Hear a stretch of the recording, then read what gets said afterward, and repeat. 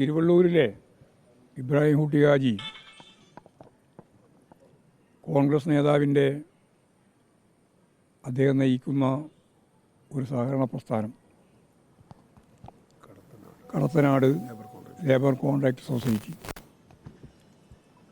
അതിൻ്റെ നിക്ഷേപ പരിപാടിയുടെ ഭാഗമായി അദ്ദേഹത്തിൻ്റെയും ഭാര്യയുടെയും മകളുടെയും ഒക്കെ പേരിൽ മുമ്പ് തന്നെ നിക്ഷേപമുണ്ടായിരുന്നു.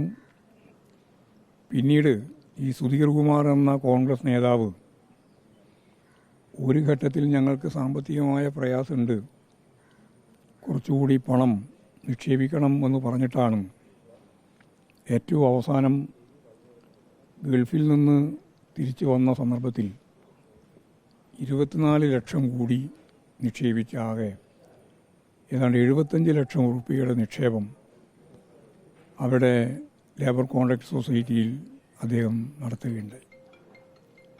അതിൻ്റെ ഭാഗമായിട്ട് പല പ്രാവശ്യം പോയി പണം എനിക്ക് ആവശ്യമുള്ളത് തിരിച്ചു തരണം എന്നല്ല പറഞ്ഞത്. അവസാനം നിക്ഷേപിച്ച 24 ലക്ഷം റുപ്യെങ്കിലും തിരിച്ചു തരണം എന്നാവശ്യപ്പെട്ട് പല പ്രാവശ്യം പോവുക മാത്രമല്ല, വളരെ നിർബന്ധിച്ച് അത് ലഭിക്കുന്നതിന് വേണ്ടിയുള്ള ശ്രമം അദ്ദേഹം നടത്തിയിട്ടുണ്ട്.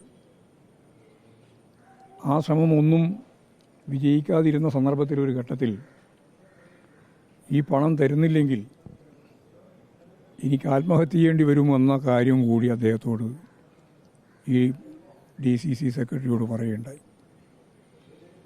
അവസാനം ഗത്യന്തരില്ലാതെ പണം തിരിച്ചു കിട്ടണം എന്ന വാശിയിൽ അദ്ദേഹം ഇദ്ദേഹത്തെ സമീപിച്ചു, സുധീർ കുമാറിനെ സമീപിച്ചു. പക്ഷേ പണം തിരിച്ചു കിട്ടുന്ന നിലയില്ല എന്ന് വന്നപ്പോഴാണ് ഏറ്റവും അവസാനം കടുംകൈ ചെയ്തത്. അദ്ദേഹം സാധാരണ രീതിയിൽ ഒരു മനുഷ്യനും ഈ രീതിയിലുള്ളൊരു കാര്യം ചെയ്യില്ല. പണം കിട്ടുന്നില്ല എന്ന അവസ്ഥ വന്നപ്പോൾ സ്വന്തം കയ്യിൽ തന്നെ കരുതി പോയ പെട്രോൾ ഒഴിച്ച് മരണത്തിലേക്ക് നീങ്ങുന്ന സാഹചര്യമാണ് ഉണ്ടായത്.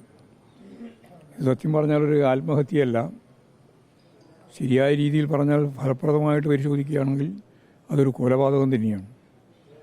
പറഞ്ഞിട്ടാണ് ഞാൻ മരിക്കും, എനിക്ക് ആത്മഹത്യ ചെയ്യേണ്ടി വരും എന്ന് പറഞ്ഞിട്ടും ഈ 75 ലക്ഷം റുപ്യയുടെ ഒരു ഭാഗം പോലും തിരിച്ചു കൊടുക്കാൻ തയ്യാറായില്ല എന്നുള്ളതാണ് അതിലേറ്റവും ഗൗരവമുള്ള പ്രശ്നം. ഇതൊരു സഹകരണ പ്രസ്ഥാനം എന്ന രീതിയിൽ ലേബർ കോൺട്രാക്ട് സൊസൈറ്റി എന്നെല്ലാം പറയുമ്പോൾ നമ്മൾ ഊരാളുകളിലല്ലേ ഒക്കെയല്ലേ നമ്മൾ ഓർമ്മിക്കുക. അതിൻ്റെ പേരുപയോഗിച്ച് പണം സമ്പാദിക്കുകയാണ് ചെയ്തത്. വലിയ തട്ടിപ്പാണ് നടന്നിട്ടുള്ളത്. സഹകരണ പ്രസ്ഥാനത്തിൻ്റെ പേരിൽ നടത്തിയിട്ടുള്ള തട്ടിപ്പ്, അതിൽ ലീഗിൻ്റെ ഉന്നത നേതാക്കന്മാർ ഉൾപ്പെടെയാണ് നിക്ഷേപ സമാഹരണത്തിൻ്റെ ഉദ്ഘാടന പരിപാടിയിൽ പങ്കെടുത്തത്. അതിൻ്റെ സഹകരണ സംഘത്തിൻ്റെ ഉദ്ഘാടനത്തിൻ്റെ ഘട്ടത്തിലും അവർ തന്നെയാണ് പങ്കെടുത്തത്. ഇങ്ങനെ ഏറ്റവും പ്രമുഖരായ ആളുകളെ അണിനിരത്തി ജനങ്ങളെ വിശ്വാസത്തിൽ കൃത്യമായിട്ട് കാര്യം തിരിച്ചു കിട്ടും എന്ന ഒരു വിശ്വാസം ജനിപ്പിച്ച് വലിയ കൊള്ളയാണ് യഥാർത്ഥത്തിൽ നടന്നിട്ടുള്ളത്. ഈ കൊലപാതകത്തിലേക്ക് എത്തിയതുകൊണ്ടാണ് നമുക്ക് ഇപ്പോൾ ഈ വാർത്ത പുറത്തു വന്നത്. നിരവധി ആളുകൾക്ക് ഇത് ഒന്നോ രണ്ടോ ആൾക്കല്ല, നിരവധി ആളുകൾക്ക് ഇതുപോലെ ലക്ഷക്കണക്കിന് റുപ്യ കൊടുക്കാൻ ഇപ്പോൾ നിൽക്കുകയാണ്. അത് ഏതാണ്ട് തകരുന്ന നിലയിലേക്ക് കാര്യങ്ങൾ എത്തിയിരിക്കുകയാണ്.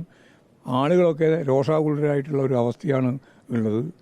ഈ കടത്തനാട് ലേബർ കോൺട്രാക്ട് സൊസൈറ്റി എന്ന് പറഞ്ഞ് കോൺഗ്രസ്സുകാരും ലീഗുകാരും ഉൾപ്പെടെ നടത്തിക്കൊണ്ടിരിക്കുന്ന ഈ പ്രധാനപ്പെട്ട സഹകരണ മേഖല പണസ്വരൂപണത്തിന് വേണ്ടി മാത്രം ഉപയോഗിക്കുകയും അവസാനം എല്ലാവരെയും, നിക്ഷേപകരെയും അതുപോലെ തന്നെ മറ്റുള്ള എല്ലാ വിഭാഗത്തെയും വഞ്ചിക്കുകയും ചെയ്തിട്ടുള്ള ഒരു സാഹചര്യത്തിൻ്റെ ഭാഗമായിട്ടാണ് ഇപ്പോൾ ഈ ആത്മഹത്യ. യഥാർത്ഥ കൊലപാതകം തന്നെയാണ്. അതിനാവശ്യമായ നിലപാട് ഗവൺമെൻറ് സ്വീകരിക്കണം എന്നുള്ളതാണ് ചൂണ്ടിക്കാണിക്കാൻ. ഇവിടെ നേരത്തെ ജില്ലാ സെക്രട്ടറി ഉൾപ്പെടെയുള്ള നേതാക്കന്മാർ സംസാരിച്ചിട്ടുണ്ട്. കൊലപാതകത്തിന് കേസെടുക്കണമെന്നാണ് അവർ ചൂണ്ടിക്കാണിച്ചിട്ടുള്ളത്. സഹകരണ വകുപ്പിൻ്റെ എല്ലാ ശ്രദ്ധയിൽപ്പെട്ടിട്ടുണ്ടാവും. കാരണം ഇത്രയും വലിയ തകർച്ചയിലേക്ക് നീങ്ങിയല്ലോ.